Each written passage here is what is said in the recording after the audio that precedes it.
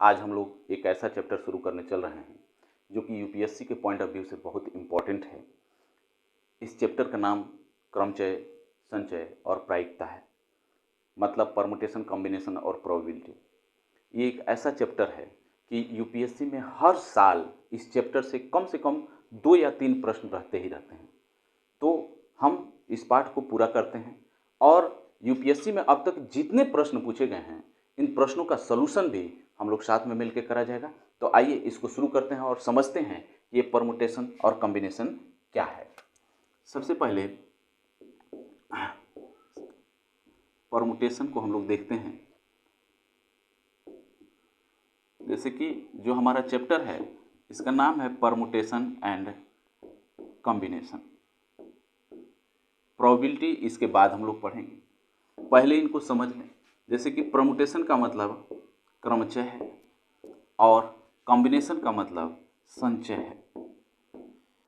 इन दोनों में कुछ बातों को लेकर के अंतर है, इनको हम लोग समझेंगे। इनको समझने से पहले कुछ चीज़ें मैं बता दूं। यहाँ पर आप लोग जान लें, एक शब्द होता है फैक्टोरियल। ये इसकी बड़ी ज़रूरत है इस पाठ में, इसलिए जो है फैक्टोरियल को हम लोग समझ लेते हैं। इसका हिंदी होता है क्रम गुणित। क्रम गुणित फैक्टोरियल मतलब क्या होता है? जैसे मान लीजिए कहीं लिखा है n और इसके साथ ये सिंबल लगे या फिर ये सिंबल लगे तो इसको पढ़ा जाएगा n फैक्टोरियल। इसका मान क्या होता है? तो इसका मान जैसे लिखा है कहीं n फैक्टोरियल तो इसका मतलब n, n-1, n-2 या फिर n-3 और आगे एक एक घटा करके और उन अंकों का गुणा करते हुए लिख दें तो वह फैक्टोरियल को इंडिकेट करता है। जैसे कि इसके नाम से ही विदित है क्रम गुणित। क्रम गुणित का मतलब यह कि क्रम के साथ गुणा। जैसे मान लीजिए ऐसे अगर जो न समझ में आ रहा हो, बहुत सारे बच्चे ऐसे होते हैं जो मैथ्स नहीं पढ़े हैं तो उनको ये सब देखने में थोड़ा बहुत दिक्कत होता है। तो हम ऐसा करते हैं कि इसका मतलब हम लोग डिजिट के माध्यम से समझते हैं। जैसे कि मान लीजिए कहीं लिखा है 5 फैक्टोरियल तो इसका मतलब सबसे पहले हम 5 लिखेंगे, एक घटाया तो 4, मतलब एक एक घटा करके लिखते चले जाना है, 3 फिर 2 और फिर 1 फैक्टोरियल। अच्छा, यहाँ पर एक चीज़ और बता दूं, ये नोट करके कहीं लिख लें आप लोग। 1 फैक्टोरियल का मान हमेशा 1 होता है और 0 फैक्टोरियल का भी मान 1 होता है। ये आप लोग याद कर लें, ये बहुत काम का अंक है। 1 फैक्टोरियल 1, 0 फैक्टोरियल 1। हमारे ख्याल से आप लोग को फैक्टोरियल समझ में आ गया होगा। अगर जो ना समझ में आया तो फिर एक और एग्जांपल देख लें। जैसे मान लीजिए 6 फैक्टोरियल लिखा है तो मतलब 6 × 5 × 4 × 3 × 2 और 1 फैक्टोरियल मतलब 1। मतलब कि हमको जो है एक एक अंक घटा करके लिखते हुए चले जाना है, हमारा फैक्टोरियल कंप्लीट हो जाएगा। आइए अब हम लोग समझते हैं कि क्रमचय क्या है। क्रमचय क्या है? क्रमचय जैसा कि इसके नाम से ही विदित है कि इसमें हम लोग को क्रम का ध्यान रखना है। परमुटेशन में क्रम का ध्यान रखना है। जैसे मान लीजिए कि एक उदाहरण के तौर पर मैं लूं और 3 अक्षर ले लूं ए बी और सी और कहा जाए कि इसमें से कोई भी 2 लेटर लेकर के आपको जो है एक व्यवस्था बनानी है। क्या करनी है? व्यवस्था बनानी है।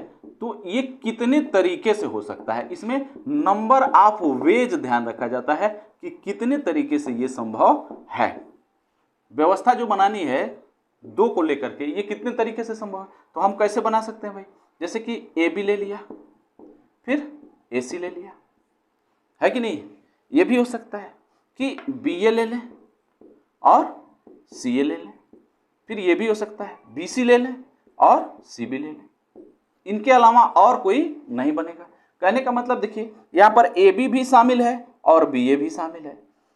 तो जैसे अगर जो 2 जगह हैं, ये ए लिखा है, ये बी लिखा है, तो इन दोनों जगहों में पहले ए भरा फिर बी भरा। ऐसा भी हो सकता था कि पहले बी भर लेते फिर ए भर लेते। यानी हमको इसमें अरेंजमेंट का ध्यान रखना है। क्रमचय का मतलब क्या हुआ? अरेंजमेंट। जैसे मान लीजिए फॉर एग्जाम्पल अगर जो हमारे पास n ऑब्जेक्ट्स हों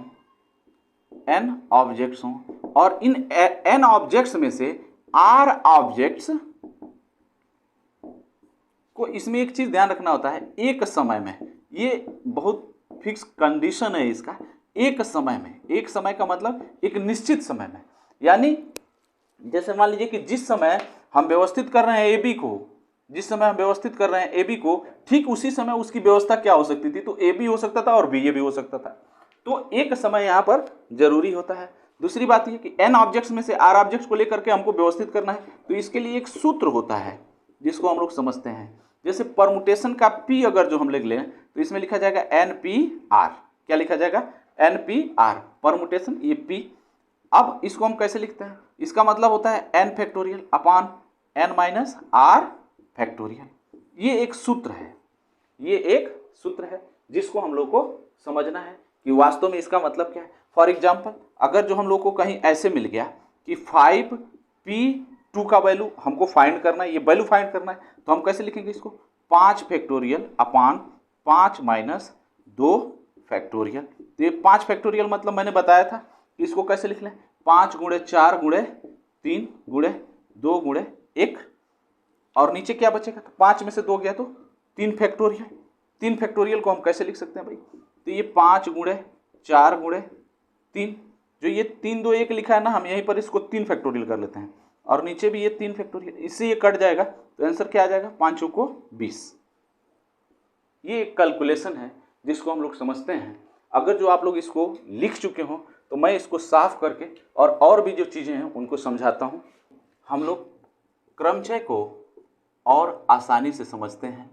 एक दो एग्जाम्पल समझ लेते हैं, फिर इसका सलूशन हम लोग करेंगे। सूत्र क्या बताया कि अगर जो हमारे पास n ऑब्जेक्ट्स हैं, n ऑब्जेक्ट्स हों और एक ही समय में इसमें से r ऑब्जेक्ट्स को अरेंज करना हो, r ऑब्जेक्ट्स को, ध्यान रखिएगा, हम लोग को क्या करना है? अरेंज करना है, मतलब व्यवस्थित करना है। तो ये व्यवस्थित करने के जो तरीके हैं ना, वह दरअसल क्रमचय है। तो इसको हमने एक सूत्र के माध्यम से बताया, एन पी आर के माध्यम से, N factorial upon N minus R factorial. एक एग्जाम्पल के तौर पर मैंने बताया भी, एक दो एग्जाम्पल और हम लोग समझ लें। जैसे मान लीजिए कि कहीं लिखा है 10p8 और इसका वैल्यू कैलकुलेट करना है, तो क्या हो जाएगा? 10 फैक्टोरियल अपॉन 10 माइनस, ये आर चूंकि यहाँ था तो n में से आर घटा, तो ये 10 में से 8 घट जाएगा, ये फैक्टोरियल हो जाएगा। तो इसका मतलब हुआ 10 फैक्टोरियल अपॉन 10 में से 8 गया तो 2 फैक्टोरियल। तो इसका मतलब ये क्या हो जाएगा? इसका मतलब हम कैलकुलेशन इसका करते चले जाएंगे, यानी 10 गुणे 9 गुणे 8 गुणे 7 गुणे 6 गुणे 5 गुणे 4 गुणे 3 और गुणे 2 फैक्टोरियल अपॉन 2 फैक्टोरियल। तो इसका मतलब क्या हुआ? इससे ये क्या हो जाएगा? कैंसिल, और जो मल्टीप्लाई करने के बाद आंसर आएगा वो हमारा एग्जैक्ट कैलकुलेशन होगा। तो अब हमको करना क्या है? तो परमुटेशन पर पहले कैसे प्रश्न पूछे जाते हैं इनको हम लोग समझ लेते हैं। तो परमुटेशन में कई टाइप होते हैं जिनसे प्रश्न पूछा जाता है। टाइप फर्स्ट, अंकों पर आधारित, अंकों पर आधारित, जिसको हम लोग बोलते हैं अंग्रेजी में बेस्ड ऑन डिजिट्स।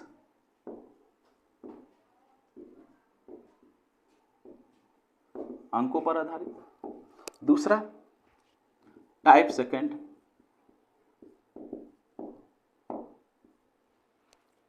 अक्षरों पर आधारित।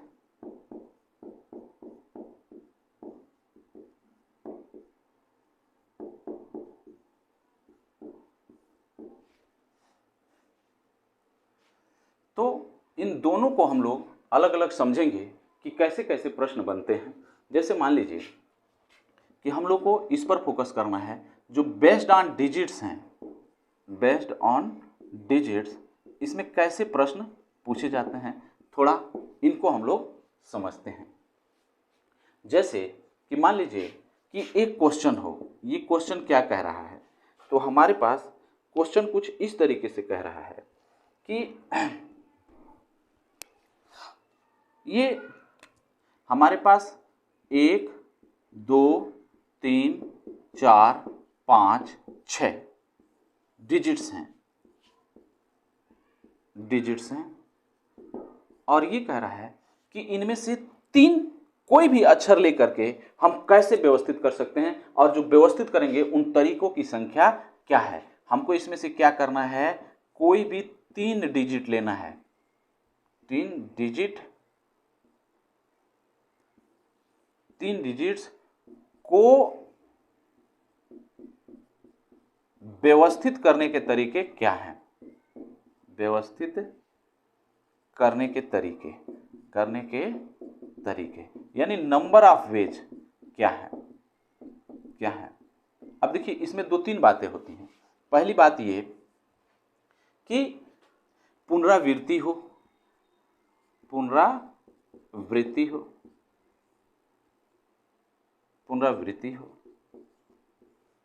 और दूसरी बात पुनरावृत्ति न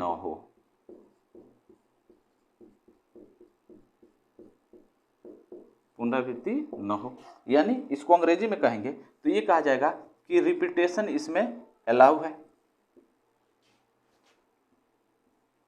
इसमें रिपीटेशन क्या कर दिया गया है भाई, तो अलाउ कर दिया गया है। इसमें रिपीटेशन नॉट अलाउ है।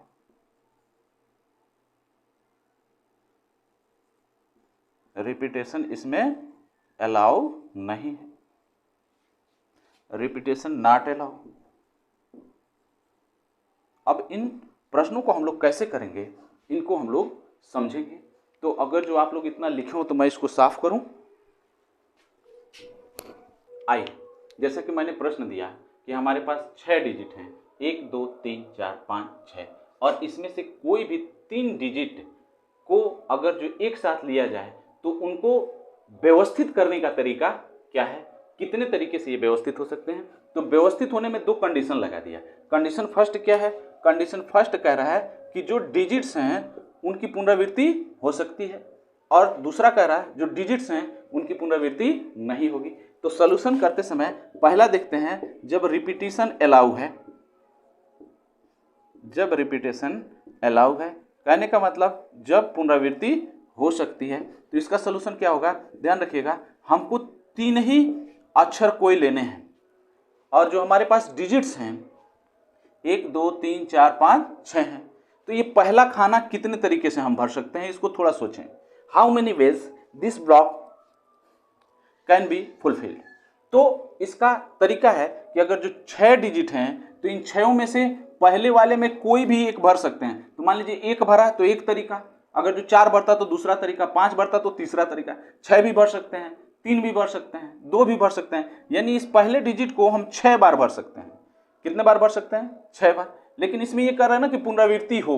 जैसे मान लीजिए कि ये जो पहला ब्लॉक था इसमें का कोई भी 6 डिजिट में से कोई भी अंक यहां भरा जा सकता था। जैसे मान लीजिए यहां 2 भरा गया हो, एक बात कह रहा हूं ऐसे समझे, 3 अंकों में से एक 2 भरा गया हो, तभी भी हमारे पास 2 भर दिया तो 1 3 5 1 3 4 5 6 बचा, यानी 5 अंक बचे हुए हैं। लेकिन ये कह रहा है कि जो भरा गया वो फिर भरा जा सकता है। तो जब भी रिपीटेशन अलाउ हो तो जितने नंबर हैं वो सब होता है। अगर जो 3 ब्लॉक दे रखा है तो इसका मतलब ये हो जाएगा 6 के पावर 3, 6 के पावर 3।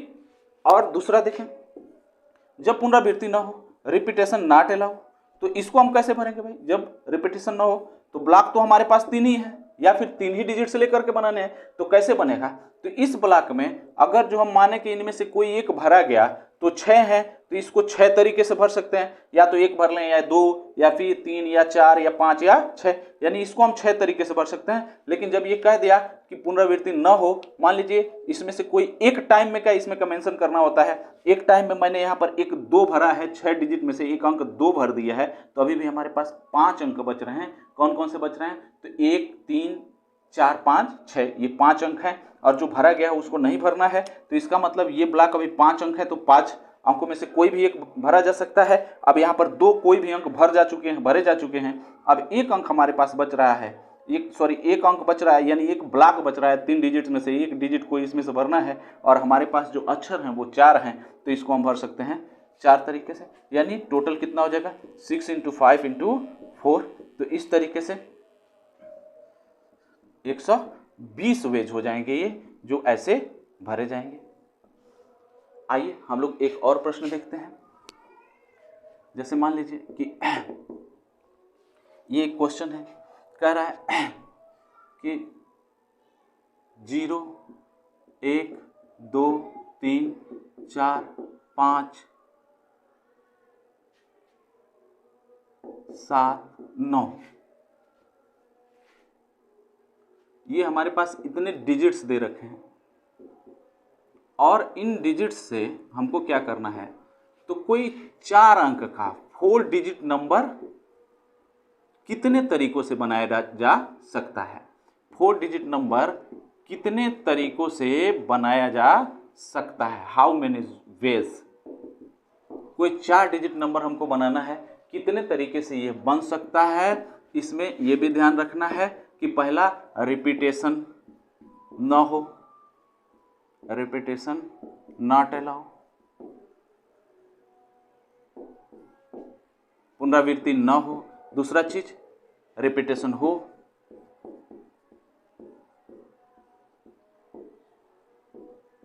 अलाउ कर दिया जाए। इनको हम समझते हैं। सॉल्यूशन कैसे करेंगे देखते हैं। जैसे मान लीजिए कि यहाँ पर हमारे पास डिजिट्स कितने हैं, तो 1 2 3 4 5 6 7 8 डिजिट हैं और 4 ही डिजिट को लेकर के इनमें से कुछ भी बनाना है या 4 डिजिट ही इसमें से लेना है, तो कितने तरीके से इन 8 में से 4 डिजिट को हम व्यवस्थित कर सकते हैं। तरीकों की संख्या क्या है, तो ये हम ब्लॉक बना लेते हैं और 4 ब्लॉक बनाते हैं और समझते हैं कि 4 डिजिट लेकर के हमको बनाना है। जब भी 0 आ जाए तो इसको हमको थोड़ा ध्यान रखना है कि 0 जब आ जाएगा तो हम कैसे इसका कैलकुलेशन करेंगे। तो इनको थोड़ा हम और समझते हैं। समझने में ये है कि मान लीजिए कि अगर जो हमको कोई 4 डिजिट नंबर बनाना है और नंबर यही है, मान लीजिए 0 3 4 और 9 मैंने लिखा, तो क्या ये 4 डिजिट नंबर है? Is this a 4 digit number? क्या यह 4 डिजिट नंबर है? नहीं है। क्यों? क्योंकि यह 3 ही डिजिट है। 0 आगे लगा है तो इसका मतलब कुछ होता नहीं है। तो हम क्या करेंगे कि 4 डिजिट नंबर बनाना है और इसमें कह रहा है कि रिपीटेशन नॉट अलाउ है, रिपीटेशन नहीं होगा। तो पहले का सलूशन जब हम देखते हैं तो हमारे पास इस ब्लॉक को भरने के तरीके कितने हैं, तो 0 इसमें से गायब कर दिया जाएगा, 0 इसमें शामिल नहीं किया जाएगा। और ऐसे में देखा जाए तो अब हमारे पास नंबर कितने बच रहे हैं, तो गिनिए 1 2 3 4 5 6 और 7, यानी 7 डिजिट और हमारे पास बचे हुए हैं। तो इसको हम कितने तरीके से भर सकते हैं, तो 7 तरीके से। कितने तरीके से भर सकते हैं? 7 तरीके से। लेकिन यहाँ कह रहा है कि रिपीटेशन जो है अलाउ नहीं है, यानी इन्हीं में से कोई एक अंक यहाँ भर दिया गया है, एक अंक भर दिया गया। तो अब देखिए जनरली अगर जो ये ऐसे लिख दिया जाता 3049, तो अब यह 4 डिजिट नंबर होता, अब यह 4 डिजिट नंबर होता। तो इसका मतलब यह हुआ कि अब जब दूसरे जगह पर पहुंचा जाएगा तो 0 एज अ नंबर कार्य करने लगेगा। तो इसका मतलब यह हुआ कि अब इसको कितने तरीके से भर सकते हैं, तो इनमें से कोई एक हमने यहाँ पर अंक भर लिया है। तो अभी भी हमारे पास चूंकि 7 थे तो 6 बचे हैं, लेकिन अब 0 भी काम करेगा तो इस हिसाब से 6 वो और एक 0 भी इसमें इस जगह पे लिखा जा सकता है। यानी ये कितने तरीके से भर सकते हैं? 7 तरीके से। और नेक्स्ट अब ये चूंकि भरा जा चुका है, ये दोनों भरे जा चुके हैं और अभी भी हमारे पास अब अंक कितने बन रहे हैं, तो ये 8 टोटल है, 8 है टोटल नंबर और 2 भरे जा चुके हैं, 1 और 2। तो अब इसका मतलब ये हुआ कि हमारे पास 6 बचा है।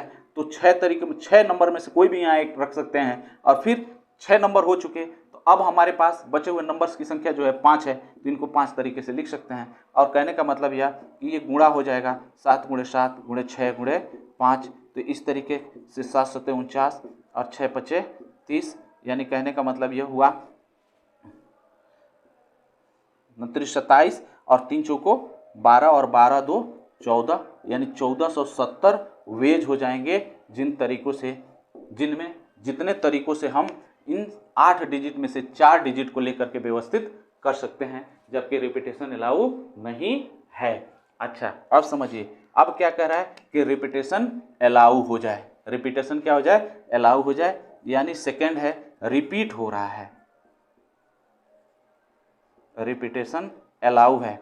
इसको थोड़ा हम लोग खूब बाकायदे समझेंगे क्या तरीका है इसको करने का भाई। तो इसको हम यहाँ कर दे रहे हैं, जो सेकंड नंबर है थोड़ा समझते हैं। ये सेकंड नंबर का सलूशन यहाँ समझते हैं। मान लीजिए कि 4 डिजिट है, 4 डिजिट ही बनाने हैं हमको। तो रिपीट तो हो ठीक है, लेकिन एक बात ये समझने वाला है कि चूंकि जीरो आगे है, तो मैंने यहाँ बताया ना कि जीरो आगे लिखा जाए तो इसका कोई मतलब नहीं होता। तो इस ब्लॉक को हम कितने तरीके से भर सकते हैं? अगर जो जीरो को निकाल दिया जाए कि जीरो पहले पोजीशन पर नहीं हो सकता, क्यों? क्योंकि अगर जो जीरो पहले पोजीशन पर होगा तो जो डिजिट फॉर्म होंगे वो 3 ही नंबर के होंगे, हमको चाहिए 4 नंबर का, तो जीरो पहले पोजीशन पर नहीं हो सकता। तो ये कितने तरीके से सोच सकता है? 7 तरीके से। लेकिन अब जीरो वर्क करेगा इसके बाद, तो टोटल नंबर कितने हैं? 8। तो ये हो जाएगा 8, ये 8 और ये 8, यानी कहने का मतलब 7 गुणे 8 के पावर 3। ये एक आंसर इसका हो जाएगा। अगर जो आप लोग को ये समझ में आ गया हो तो मैं इसको साफ कर दूं।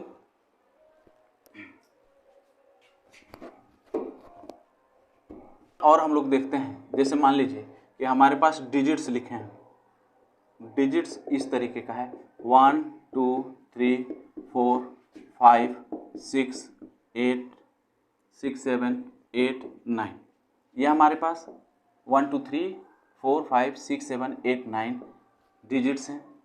कह क्या रहा है?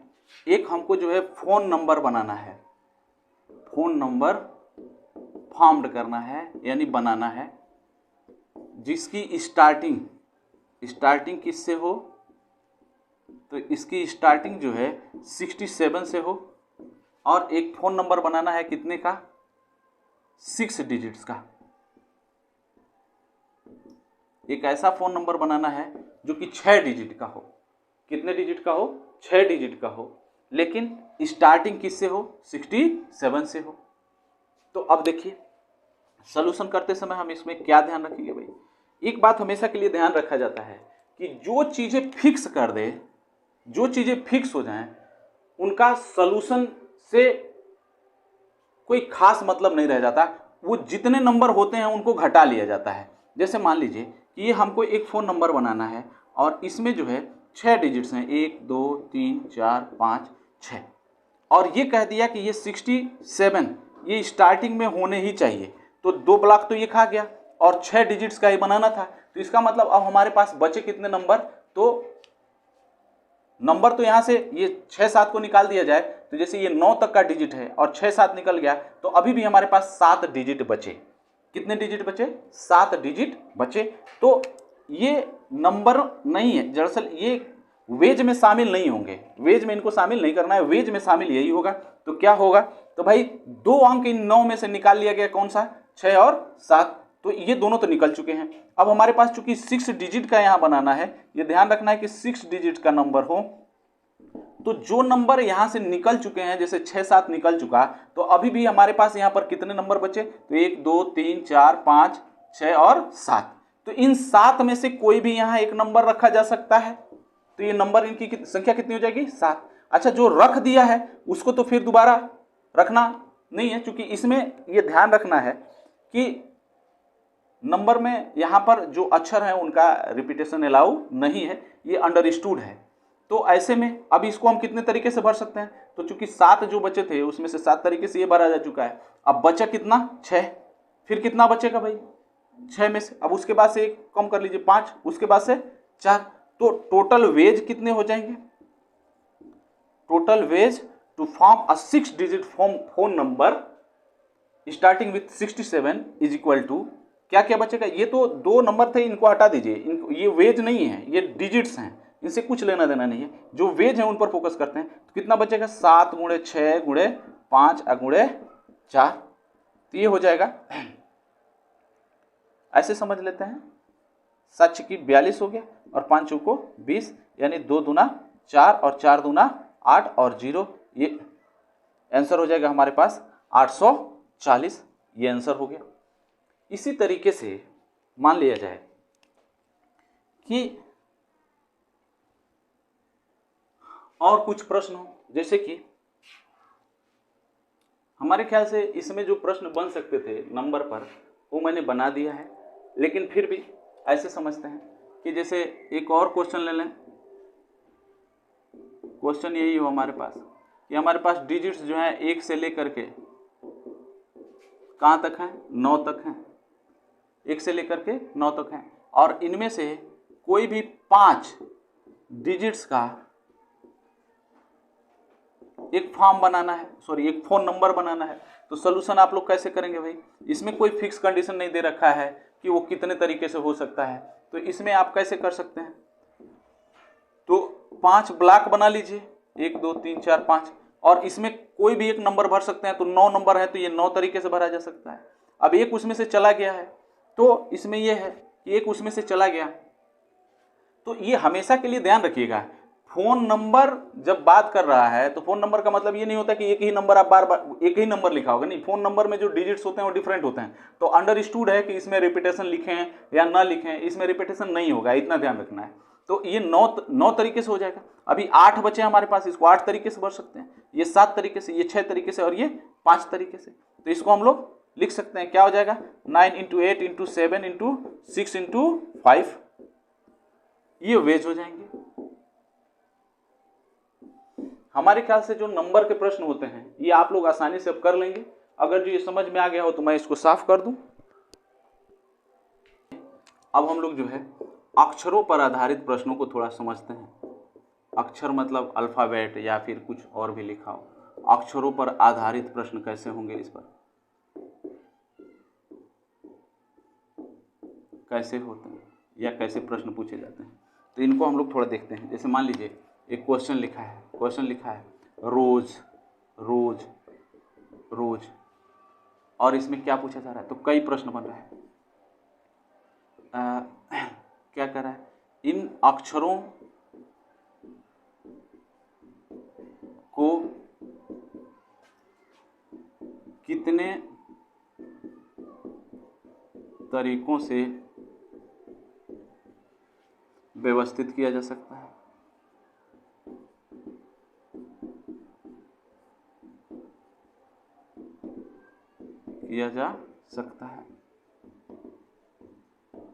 पहला प्रश्न है, इन अक्षरों को कितने तरीके से व्यवस्थित किया जा सकता है। तो ये अंडरस्टूड है, वही सिस्टम है वो। जैसे कि इस तरीके का लेटर आ जाए तो भाई 4 अक्षर हैं, और इसमें ये ध्यान रखना है कि जो अक्षरों को कितने तरीके से व्यवस्थित किया जा सकता है। इसमें ये नहीं कह रहा है कि अर्थपूर्ण शब्द बनेगा कि बिना अर्थ वाला शब्द बनाना है। तो जब भी अक्षरों को केवल व्यवस्थित करने की बात आ जाए तो सीधा सा इसका सलूशन होता है, जितने डिजिट्स हैं उनका फैक्टोरियल लिख दीजिए। 4 डिजिट्स हैं तो इनका 4 फैक्टोरियल लिख दीजिएगा। हाँ, ये ध्यान रखिएगा कि कोई अक्षर इसमें 2 बार या 3 बार न हो। जैसे कि ये चारों अक्षर अलग अलग हैं तो आंसर केवल 4 फैक्टोरियल हो जाएगा। कहने का मतलब यह हुआ कि 4 फैक्टोरियल का मतलब 4 × 3 × 2 × 1, यानी 4 × 12 12 दूना 24, ये इसका आंसर हो जाएगा। अच्छा, मान लीजिए जैसे इसी में कहा जाता, इसी में थोड़ा सा प्रश्न को बदल देता कि कितने तरीके से व्यवस्थित किया जा सकता है, इन अक्षरों को कितने तरीके से व्यवस्थित किया जा सकता है, या रोज से कितने ऐसे वाक्य मतलब शब्द बनाए जा सकते हैं। जैसे मान लीजिए कि रोज से कितने शब्द बनाए जा सकते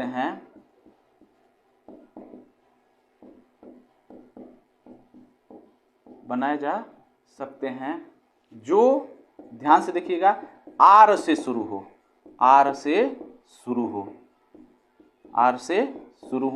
तो थोड़ा इनको समझने की जरूरत है। इनका जब हम सलूशन करेंगे तो ये ध्यान रखेंगे कि इसको जो है आर से शुरू होना है। तो भाई जो आर से शुरू हो रहा है उसके लिए तो कोई कुछ करना ही नहीं है। जैसे ये आर से शुरू हो रहा है और बाकी हमारे पास 3 ब्लॉक बचे और 3 अक्षर भी हैं, तो ये 3 अक्षर कितने तरीके से एडजस्ट हो सकते हैं। तो इनमें से कोई, जैसे मान लीजिए यहाँ हम ओ भर सकते हैं या फिर एस भर सकते हैं या ई भर सकते हैं, या ई भर लिया। तो अगर जी भर लिया तो फिर भी हमारे पास 2 अक्षर बचे। यानी कहने का मतलब इन तीन ही का केवल परिवर्तन होना है, या इन्हीं 3 ही अक्षरों से मिलाकर के कोई भी अक्षर बनेगा, क्योंकि आर तो आगे रहेगा ही रहेगा। तो इसका मतलब जैसे मान लीजिए उदाहरण के तौर पर हम ऐसे समझें कि हमारा आर आगे फिक्स हो गया, तो हम इनमें से कोई एक अक्षर ई ओ एस लिख लें, या फिर आर आगे फिक्स रहेगा ओ ई एस लिख लें, फिर आर आगे फिक्स रहेगा तो फिर ई एस ओ लिख लें। मतलब बदलेगा क्या, तो यही तीनों। तो जो बदलने वाले हैं ना उनके लिए ये चूंकि 3 हैं, तो इसका मतलब यह होगा कि या तो इसको आप 3 2 1 कर लें अक्षर के हिसाब से, या फिर केवल आप लिख दीजिए 3 फैक्टोरियल। ये अक्षरों की संख्या हो जाएगी, क्योंकि आर जो है ये फिक्स हमको रखना है, जो चेंजेबल होते हैं वही नंबर होता है जो यहाँ पर हम लोग को लिखना होता है। कहने का मतलब ये कि ये 3 × 2 × 1 यानी 3 दूना 6 6 तरीका होगा जिसमें आर से संबंधित या आर को आगे रख करके शब्द लिखे जाएंगे। अच्छा, जैसे अगर जो ये हो गया हो तो मैं एक उदाहरण और लेना चाहता हूँ। जैसे कि मान लीजिए कि एक अंक लिखा है, मतलब एक शब्द लिखा है देलही, देलही, और इस पर कुछ प्रश्न बन रहा है कि कितने शब्द बनाए जा सकते हैं। पहला प्रश्न है कि देलही से कितने शब्द बनाए जा सकते हैं।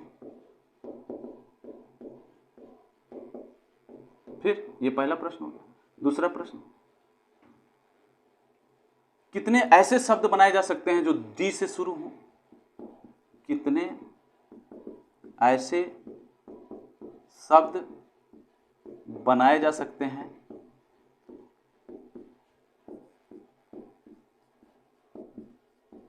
जो डी से शुरू हो।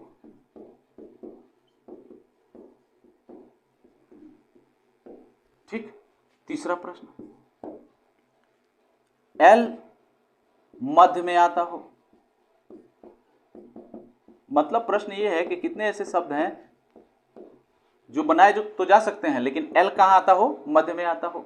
या फिर चौथा, डी से शुरू हो, डी से शुरू हो और आई पर खत्म हो।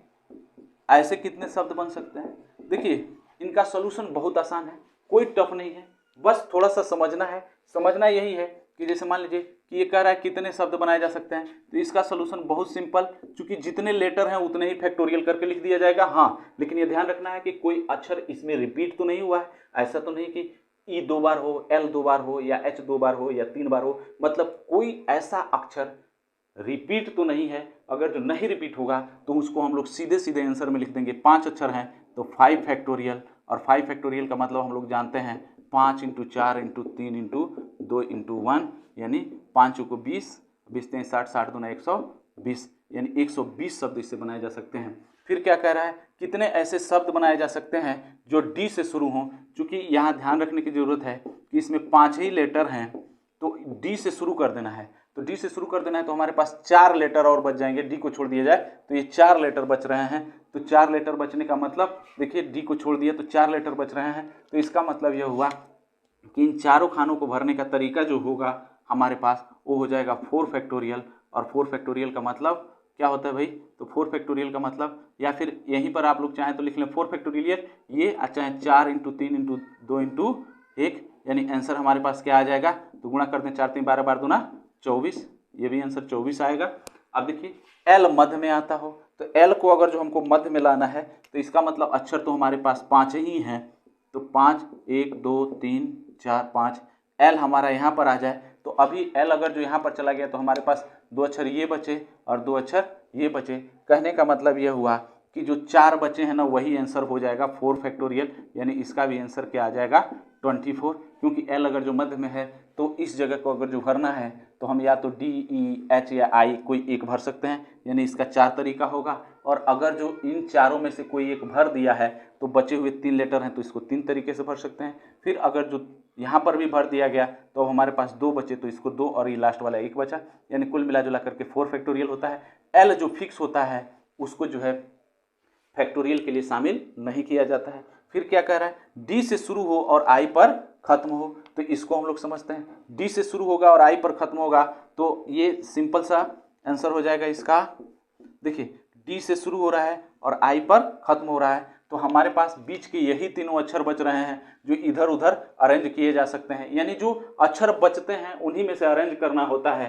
तो ऐसे कंडीशन में 3 अक्षर बच रहे हैं तो इसका आंसर हो जाएगा 3 फैक्टोरियल, यानी 3 × 2 × 1 मीन्स 6 तरीके होंगे जिनको ये ऐसे रखा जा सकता है। अगर जो आप लोग को ये समझ में आ गया हो तो मैं इसको साफ कर दूं। आइए हम लोग एक प्रश्न देखते हैं। ये प्रश्न है, एक शब्द लिखा है इक्वेशन। इक्वेशन से कितने शब्द बनाए जा सकते हैं। पहला कंडीशन है जब वावेल एक साथ हो, जब वावेल एक साथ न हो। तो ऐसे प्रश्नों को करने के लिए कैसे करा जाएगा इसको हम लोग समझते हैं। सबसे पहले हम गिनेंगे कि इसमें नंबर कितने हैं। क्योंकि यहाँ पर बात वावेल की किया है तो सबसे पहले हम वावेल लिख लेंगे। वावेल संख्या में कितने हैं थोड़ा हम लोग समझ लें कि इसमें वावेल कितने आए हुए हैं। तो एक ई है, यू है, ए है, आई है और ओ है, यानी पांचों वावेल इसमें आ चुके हैं। तो अब पांचों वावेल अगर जो आ चुके हैं और शब्द इक्वेशन है तो हमारे पास क्या क्या बच रहा है।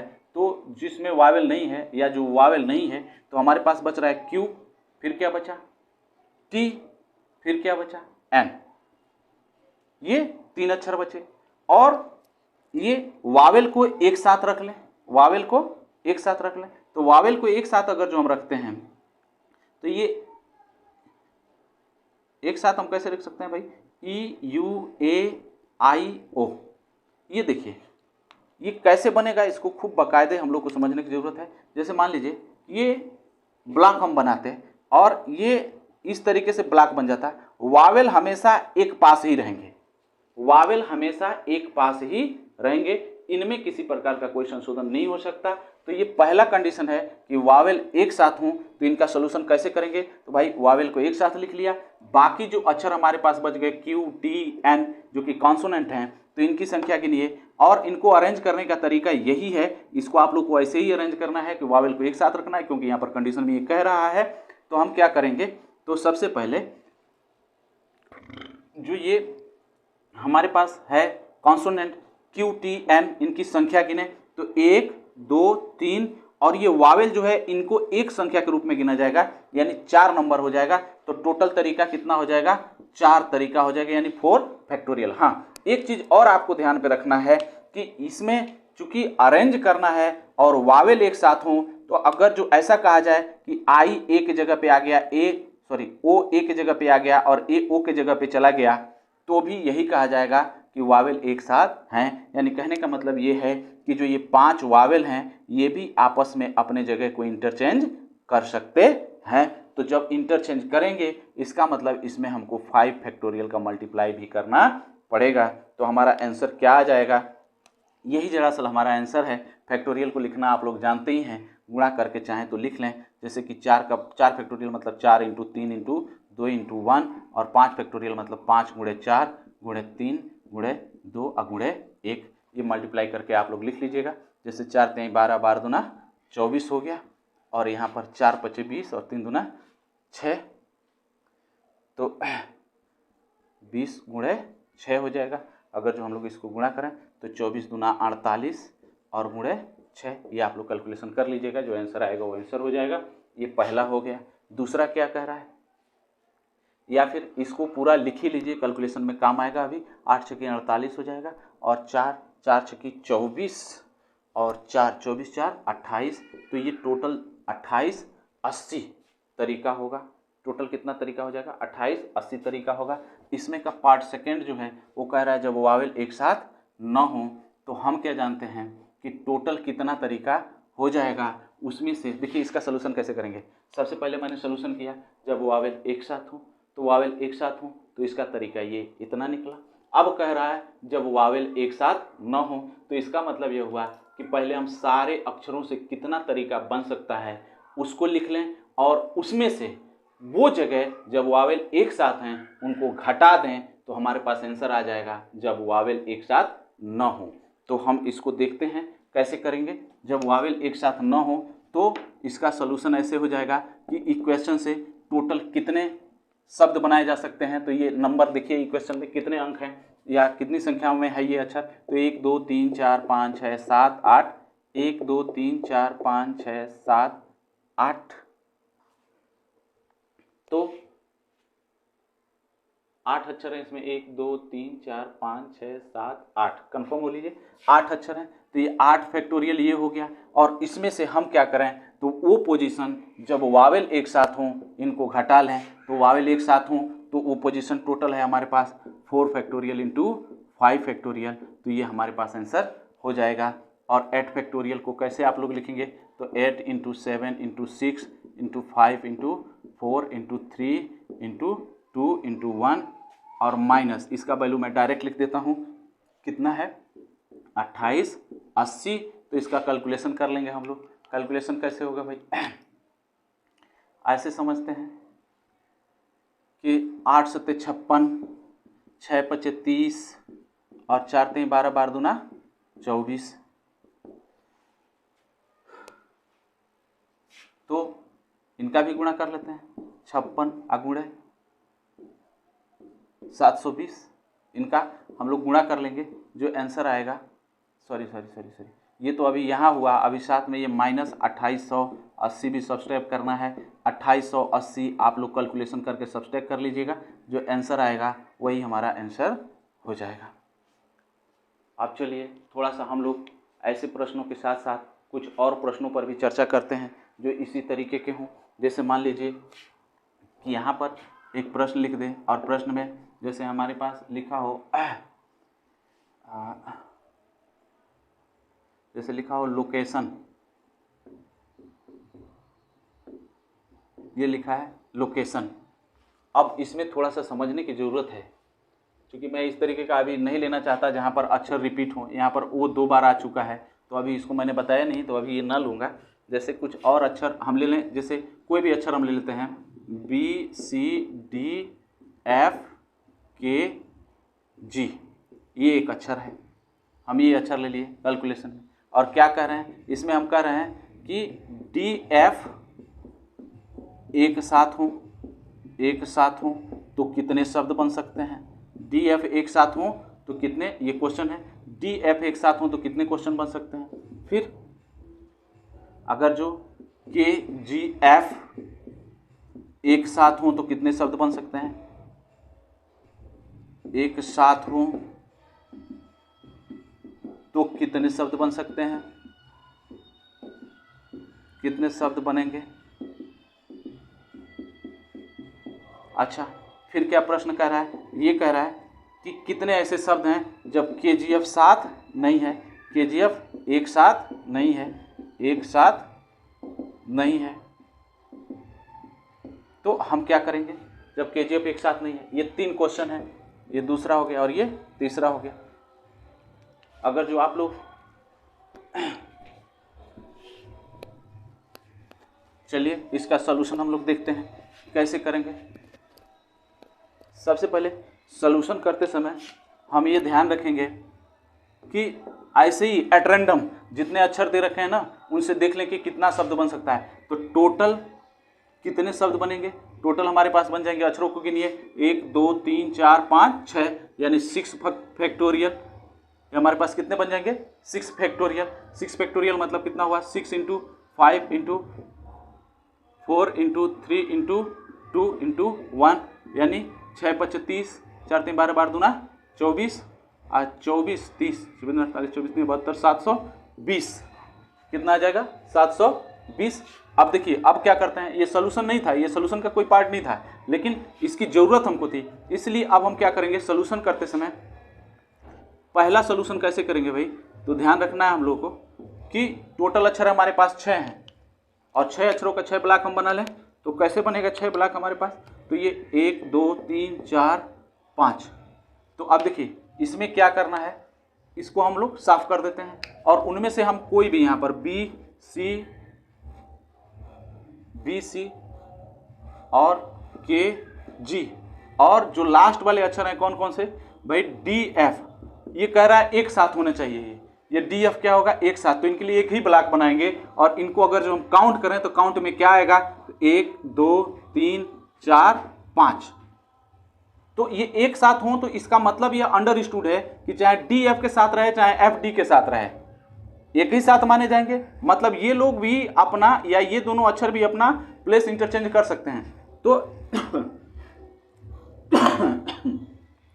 ये कितने तरीके से होगा भाई, तो ये टोटल हो गया कितना तरीका, 5 तरीका, लेकिन ये दोनों भी आपस में अपना स्थान इंटरचेंज कर सकते हैं। तो ये 2 फैक्टोरियल, इसका कैलकुलेशन करेंगे तो क्या होगा, तो 5 × 4 × 3 × 2 × 1 × 2 × 1, इस हिसाब से 5 को 20, 20 × 60, 60 दूना 120 और 120 दूना 240, ये टोटल हो गया 240 तरीके से हो जाएगा जब ये एक साथ होंगे।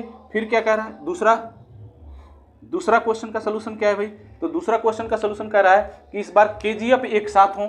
तो जब केजीएफ एक साथ होंगे, हमारे पास अक्षर 6 ही हैं, तो 1 2 3 और 4 बनेगा। ये के जी और एफ ये एक साथ हैं। अभी हमारे पास कौन कौन से अक्षर बच गए? तो जैसे ये के जी और एफ चला गया तो हमारे पास अक्षर बचा क्या क्या है? बी सी और डी।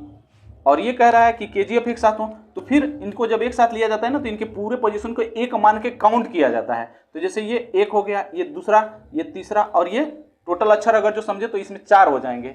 4 तो चलेंगे, लेकिन अगर जो जी के साथ हो, चाहे जी एफ के साथ हो, चाहे एफ के साथ हो, एफ जी के साथ हो, तो इसका मतलब यह हुआ कि ये भी अपना स्थान इंटरचेंज कर सकते हैं, लेकिन ये रहेंगे साथ में ही।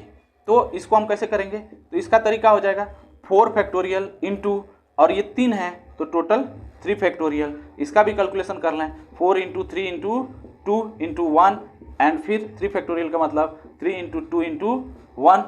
तो इसका मतलब यह हुआ कि ये क्या हो जाएगा भाई, 4 3 12 12 दूना 24,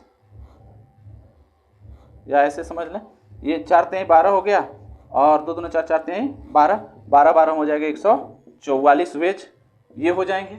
अब फिर क्या कर रहा है? तीसरा सोल्यूशन हमारा कह रहा है कि इसमें केजीएफ एक साथ न हो। प्रश्न क्या है कि केजीएफ एक साथ न हो। तो जब केजीएफ एक साथ न होगा तो तरीका क्या है कि हम टोटल देख लें कितना तरीका हो रहा है, और उसमें से उन तरीकों को जब केजीएफ साथ में है उसको घटा लेंगे। यानी कहने का मतलब यह कि केजीएफ साथ में न हो तो टोटल तरीके कितने हो जाएंगे? जब केजीएफ साथ में नहीं होगा तो टोटल तरीके हमारे पास हो जाएंगे कितने? जैसे टोटल है 6 फैक्टोरियल, इसमें से वो हिस्सा जब केजीएफ साथ में है, तो केजीएफ साथ में था तो इसकी संख्या जो है कितनी है? 144 है। और हम थोड़ा समझते हैं कि 6 फैक्टोरियल का वैल्यू कितना है? 720 है। तो 720 माइनस 144 ये घटा लीजिएगा, ये आंसर आपको मिल जाएगा और यही एग्जैक्ट आंसर होगा। अगर जो आप लोग को ये चीज़ भी समझ में आ गया हो तो मैं इसको भी साफ कर दूं।